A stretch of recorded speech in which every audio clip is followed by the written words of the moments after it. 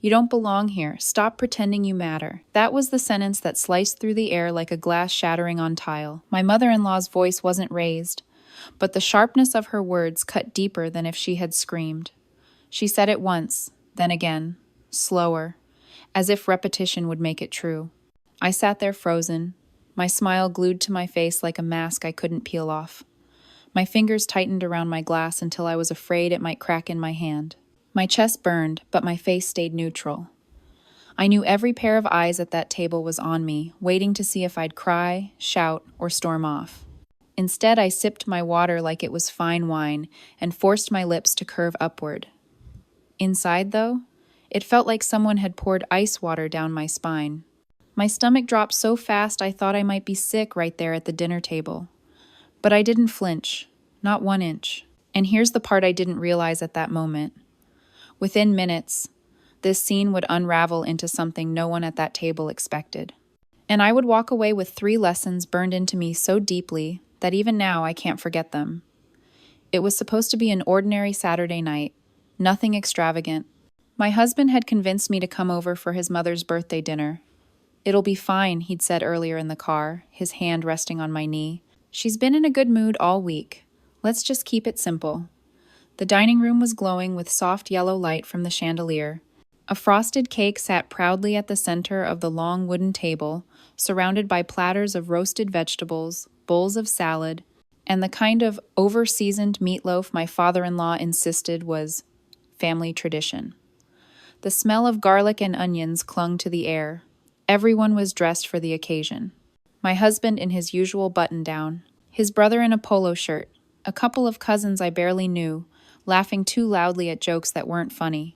And then, of course, my mother-in-law in a burgundy dress with pearl earrings, her hair pulled back so tightly it looked painful. I had walked in hoping foolishly that tonight might be different. That maybe, just maybe, we could get through one family gathering, without the usual barbs and digs. For a moment, it even seemed possible. She greeted me with a polite nod, not warm, but not icy either. I took it as a win, but there were small signs, ones I should have noticed sooner. The way my chair had been placed slightly farther from the cake, almost like an afterthought, the way her eyes slid past me when I asked if I could help in the kitchen, the way she introduced me to a distant relative as my son's wife, instead of using my name, tiny cracks in the facade of civility, warning of the storm about to break. Then, mid-conversation, she set her wine glass down with a loud clink. The room quieted. She leaned forward slightly, her eyes locked on mine, and dropped those words. "You don't belong here. Stop pretending you matter." I heard them, but at first my brain refused to process them. Like maybe I'd misheard over the hum of the refrigerator. But then she repeated it, slower, her lips curling as if savoring the cruelty. Every muscle in my body screamed to react, to defend myself, to finally unload years of pent-up hurt and humiliation. My pulse thundered in my ears, and for a split second, I pictured myself standing up and walking out, leaving the whole charade behind. But I didn't. Instead, I inhaled, held the air in my lungs until it burned, and let it out slowly through my nose. I picked up my glass, took a sip, and set it back down carefully. I smiled, not a real smile, but the kind you wear to keep from falling apart. No one else spoke. My husband stiffened beside me, but didn't say a word. A cousin cleared his throat, fiddling with his napkin. The silence was suffocating, like the moment before a storm splits the sky. And me? I sat there, staring straight ahead, letting her words hang in the air like smoke, because I knew something she didn't. I wasn't going to give her the explosion she wanted. Not tonight. What I didn't know then was how fast everything would spiral. That within the next few minutes, her carefully crafted image of control would slip, that she'd reveal more than she intended, and that from that wreckage, I would carry away 3 truths lessons etched in me with the same sharpness as her words. At that table, I looked calm, but inside I was memorizing every detail, the way her fingers twitched on the stem of her glass, the nervous glance my father-in-law shot at his plate, the way the candle flames flickered, as if even the air had tensed up. I was storing it all, because something in me knew this wasn't just another insult to swallow. This was the night everything cracked open. And in that crack, I would finally see her for who she truly was and myself for who I needed to become. I didn't know it yet, but this was the start of the night my mother-in-law snapped. And when it was over, I wouldn't just survive it. I'd learn from it. 3 lessons, 3 truths I'll never forget. The irony is that the night had started out almost ordinary. That's what makes it sting more when I replay it in my head. For the first half hour, nothing seemed destined to explode. If anything, I had let myself believe dangerously that maybe we'd have one of those rare, peaceful family evenings. The dining room looked picture perfect, the kind of scene you'd find on the glossy pages of a home magazine. Candles flickered on the mantel. The chandelier above the table glowed with a soft golden hue. The smell of baked bread drifted in from the kitchen, mixing with the faint sweetness of frosting from the cake waiting at the center. I remember smoothing my dress as I slid into my chair, trying to shake off the tension I always carried into her house. My husband gave me a quick smile, the kind that said, "Just breathe. We'll get through this." For a fleeting moment, I believed him. There was laughter at first, small, surface level, but still laughter. My brother-in-law made some lame joke about traffic on the freeway. A cousin bragged about his new car, detailing horsepower numbers no one asked for. I even chuckled along, sipping my water and nodding at all the right moments. And my mother-in-law? She seemed almost cordial. She asked me once if I wanted salad, passing the bowl without making a comment about how much or how little I ate. She didn't glare when I offered to pour wine for the others. She even gave me a polite smile across the table. It was tiny, fleeting, but it was there. And like a fool, I clung to it. Because here's the thing, when you've spent years being sidelined, the smallest crumbs of kindness can feel like a feast. I let my guard slip. I convinced myself that maybe tonight was different, that maybe we'd found some fragile truce. But the signs were there, hiding in plain sight. The chair she'd assigned me was just a little farther from the cake, as if I were a guest and not family. The place card in front of me, handwritten in her neat cursive, only said my first name, while everyone else had theirs written with affectionate titles: Uncle Mark, Aunt Patty, Grandma, Grandpa. Just me, plain and detached. When I had walked in, she didn't hug me. Not that I wanted one, but still. She hugged her son, her other relatives, even patted a cousin's girlfriend on the arm. But with me, it was a nod, a cool, measured acknowledgement, like you'd give a neighbor dropping off misdelivered mail. And the conversation was full of subtle cuts, the kind you don't even notice until later when the sting sets in. At one point, someone asked me about work. I started to answer, but she cut in, laughing lightly. "She keeps herself busy," she said, drawing out the word like it was a flaw. Everyone chuckled politely and moved on. I smiled, but inside, I folded that moment away into the growing collection of quiet humiliations. I should have known better. I'd seen the pattern too many times. These evenings always began with the illusion of normalcy, a careful performance of family harmony. Then, without warning, she'd let the mask slip, and the real message would come out, that I didn't belong, that no matter what I did, I'd always be the outsider. But still, I wanted to believe. I wanted my son to see his family laughing around the table. I wanted my husband to feel like maybe his mom and I could coexist without the sharp edges. I wanted one memory that wasn't laced with tension. So when she set down her glass with that sharp clink, I wasn't ready. I should have been. The cracks had been there all night, spider webbing quietly beneath the surface. But hope is a dangerous thing. It blinds you until the moment everything fractures. Looking back, I can pinpoint it, the glance she gave me right before she spoke. It was quick, sharp, like the flick of a blade. Her lips curled, her eyes gleamed, and then the words came out. Cruel, deliberate, final. And the room shifted. The laughter stopped. Forks froze midway to mouths. Even the chandelier light seemed harsher, as if the glow had turned sterile and cold. That was the moment the evening split in two, before her words and after.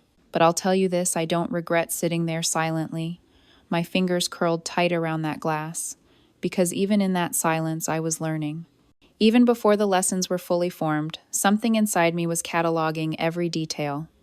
The ordinary beginning had been the bait. The cake, the candles, the polite smiles, those were just the wrapping paper. But the real gift of that night, twisted as it was, would come later, and it wouldn't be hers to control.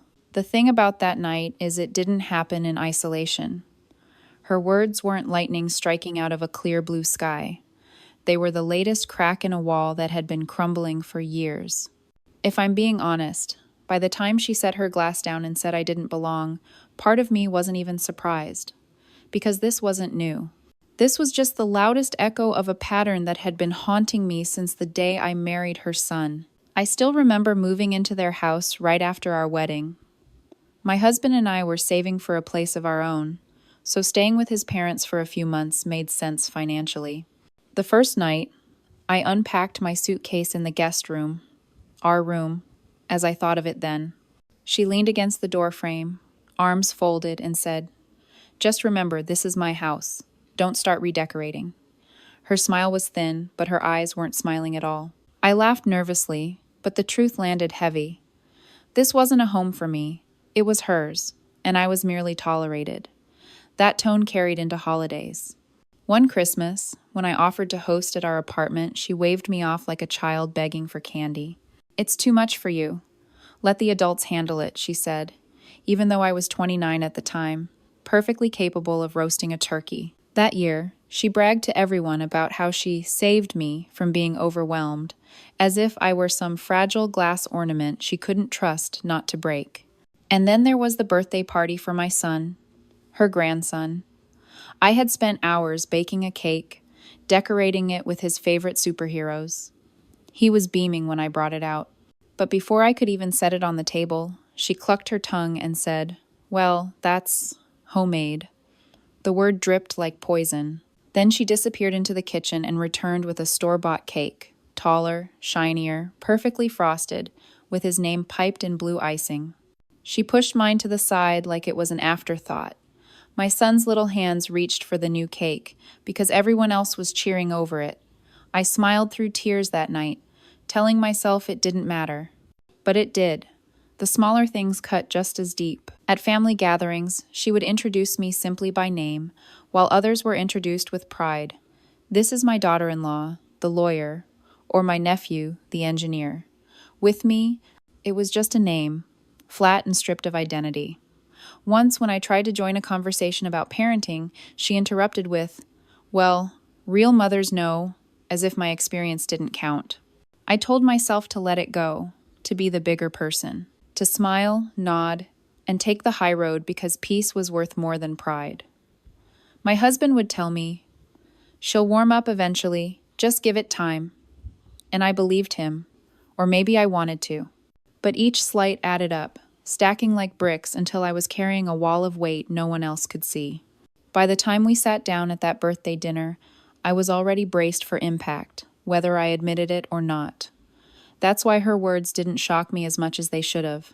They hurt, yes. They burned. But they were familiar, almost predictable. Like a script she'd been rehearsing for years, finally said out loud, without the usual sugarcoating. The most painful part wasn't even what she said. It was the silence that followed. No one at that table challenged her. No one said, "That's not fair." Not even my husband, who sat rigid beside me, his jaw tight but his mouth shut. That silence confirmed something I'd suspected all along. In her world, she was allowed to snap, and I was expected to absorb it.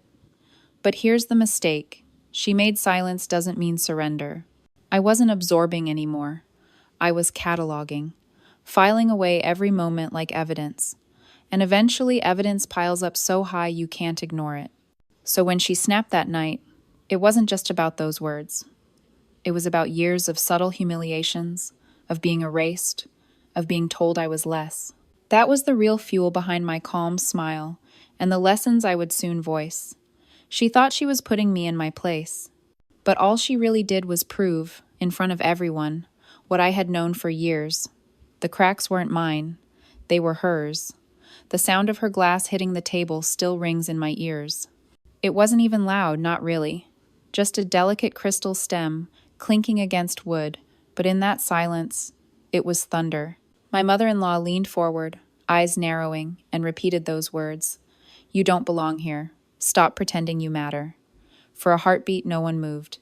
The only sound was the faint hum of the refrigerator and the soft crackle of a candle. My pulse hammered so loudly in my ears it drowned out everything else. I could feel my husband's leg tense against mine under the table, but he didn't speak. His brother looked down at his plate, suddenly fascinated by mashed potatoes. A cousin reached for his drink with a shaky hand. Everyone knew something had just shifted, but no one wanted to be the first to acknowledge it. I inhaled slowly, letting the air burn in my chest, and then set my glass down with deliberate care. My fingers had gone numb from clutching it so tightly. Little crescent moons pressed into my palm where my nails had dug in. I forced my lips into a smile, the kind that felt carved from stone. Actually, I said, my voice steady, though my throat was dry, tonight I realized I learned 3 things.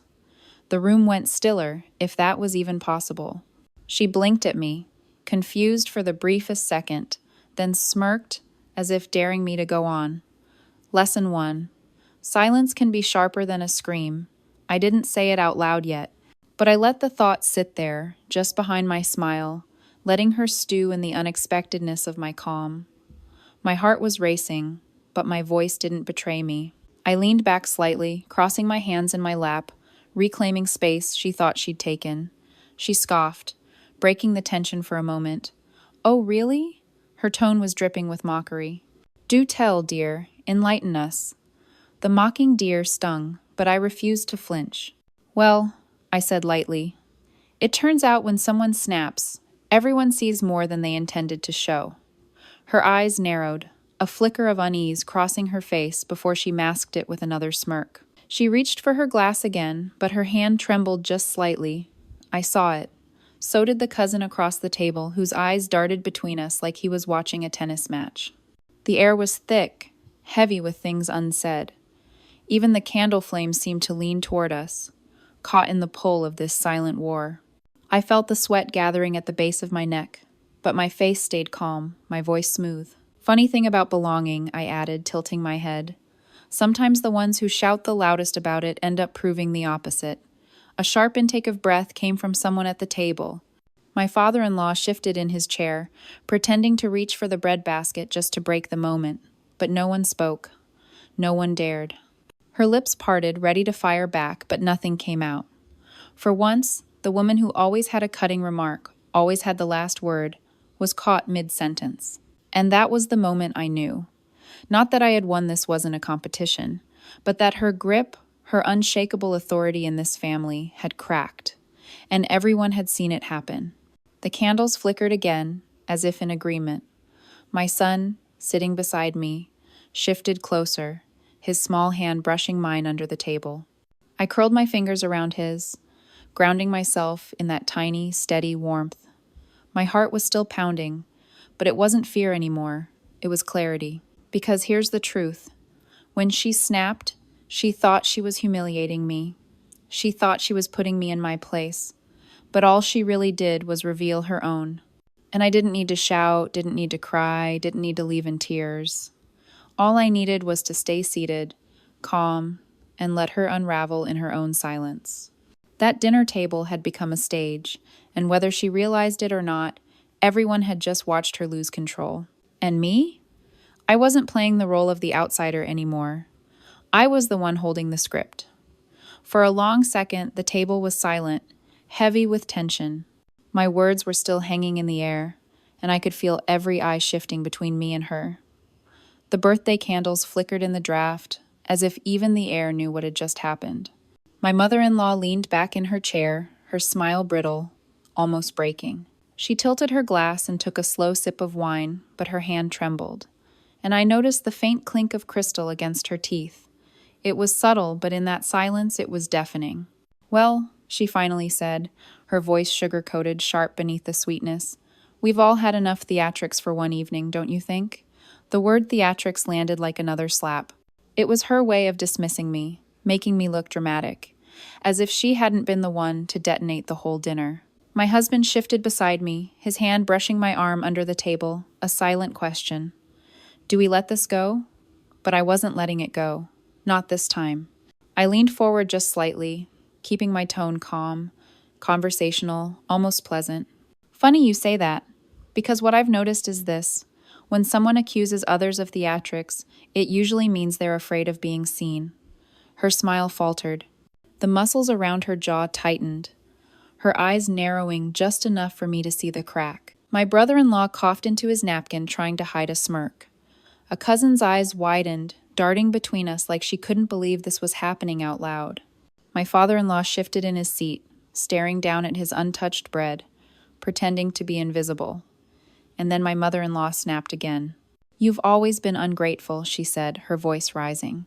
"We welcomed you into this family and you never appreciated it. You never tried hard enough." The words rolled out fast, sharp, almost uncontrolled. She was unraveling in front of everyone, and she knew it. I didn't raise my voice. I didn't even blink. "Ungrateful?" I repeated, my tone soft, deliberate. "That's interesting, because I thought gratitude was a two-way street. I thought it meant noticing the effort people make, not erasing it." Her lips parted, but no words came out. For the first time in years, she looked caught off guard, like someone had pulled the rug out from under her. And that's when I realized the second lesson. You don't need to shout to be heard. The silence after my words was louder than any argument could have been. My husband finally spoke, his voice low but firm. "Mom, enough," he said. He didn't look at her, he was looking at me, his hand steady on mine. That single moment, his voice cutting through, shifted something in the room. My son, still sitting close, looked up at me with wide eyes, as if he sensed something important had just happened. But my mother-in-law wasn't finished. She let out a short, bitter laugh, shaking her head. "So this is it? You sit here and make yourself the victim? In my house?" I met her eyes, steady, unflinching.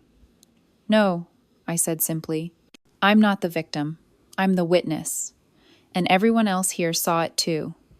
The words dropped like stones into still water, rippling across the table. Her brother shifted uncomfortably.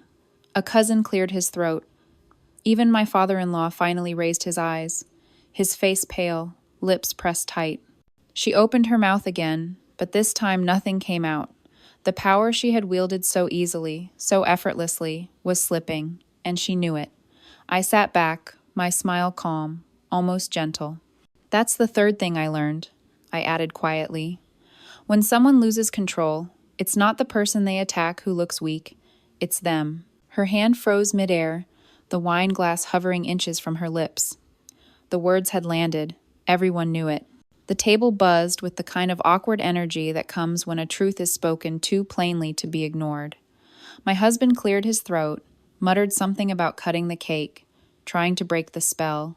But the damage was already done, because she had snapped. And in snapping, she had revealed exactly what she didn't want anyone to see, that the control she clung to wasn't real anymore. I sat there quietly, my son's hand still in mine, the candles flickering, the frosting on the untouched cake beginning to sag in the warm light. The night had shifted permanently, and everyone at that table felt it. The candles kept burning, even after the words had settled, their flames bending and swaying as if stirred by the tension still hanging over the table. No one reached for the cake. No one lifted a fork. For a family that never ran out of things to say, the silence was almost unnatural. My mother-in-law sat rigid, her glass still hovering in her hand, the surface of her wine trembling with the faintest shake. She didn't look at me. She didn't look at anyone. She just stared past the table, jaw clenched, lips pressed thin, as if willing herself invisible. My father-in-law cleared his throat once, muttered something about coffee, and disappeared into the kitchen without waiting for a reply. A cousin whispered to another, their chairs scraping quietly as they shifted in their seats. My husband gave my hand a squeeze beneath the table, a wordless promise that he'd finally seen what I had been living with all along. And me? I just sat there, calm, steady, my son's small fingers still curled in mine. I didn't need to gloat. I didn't need to push further. The silence itself was the answer. She had snapped, and once she did, there was no undoing what everyone had witnessed. Eventually, the cake was cut, slices handed out with awkward smiles and forced small talk, but the taste of sweetness couldn't erase the bitterness that lingered in the room. Every glance, every half-hearted laugh carried the weight of what had just happened. My mother-in-law stayed quiet the rest of the night, her smile brittle, her words few. When we finally left, stepping out into the cool night air, I exhaled for the first time in what felt like hours. The stars were bright above, the kind of clear sky that almost felt cleansing. My husband walked beside me in silence until we reached the car. Then he said softly, "I should have stood up sooner." I didn't answer right away. I just looked at him, then at our son climbing into the back seat, his small voice asking if we could play his favorite song on the drive home. And I realized something. Maybe I hadn't changed her. Maybe she'd never change. But I had shifted something bigger. The illusion of her control was gone. And once an illusion is shattered, it can't be put back together. That night gave me 3 lessons I'll carry for the rest of my life. First, silence is not weakness. Sometimes, it is the sharpest response you can give. By staying calm, I let her words echo back on her, louder than if I had screamed. Second, value is not granted by others. My worth doesn't come from her approval, her acknowledgement, or her acceptance. I have my own family, my husband, my child, and in their eyes, I already matter. And third, when someone snaps, they don't just reveal who you are to them, they reveal who they are to everyone else. In that single moment, she lost the authority she had built over years. And I didn't have to lift a finger. Do I know if she realizes what she lost that night? Maybe she does. Maybe she doesn't. Maybe she's still telling herself the story that I was dramatic, that I caused a scene. But deep down, every person at that table knows what really happened. They saw it, they felt it. And that truth doesn't disappear. Now, whenever I think back on that evening, I don't replay her words. I replay my calm. I replay the stillness in my chest when I refused to bend. I replay the clarity in my husband's voice when he finally said, "Enough." And I remind myself that sometimes the most powerful shift comes not from shouting louder, but from standing quietly, unshaken, while someone else unravels. The dinner ended. The night ended. But the story didn't, because every family gathering since then has been different, quieter, heavier, as if everyone is still waiting for the next crack. And me? I walk into those rooms, no longer bracing for impact, but carrying the memory of the night I learned 3 truths. The night she snapped, and I didn't. If you've ever been in a room where silence spoke louder than words, where calmness changed the balance more than anger ever, could you know exactly what I mean? And if this story made you pause, made you reflect on your own lessons, then maybe it's time to stay with me for the next one. Because trust me, there are more. So if you want to hear them, if you want to keep walking through these stories with me, go ahead and subscribe. That way, you won't miss the next time someone thinks they've broken me, but only ends up breaking themselves.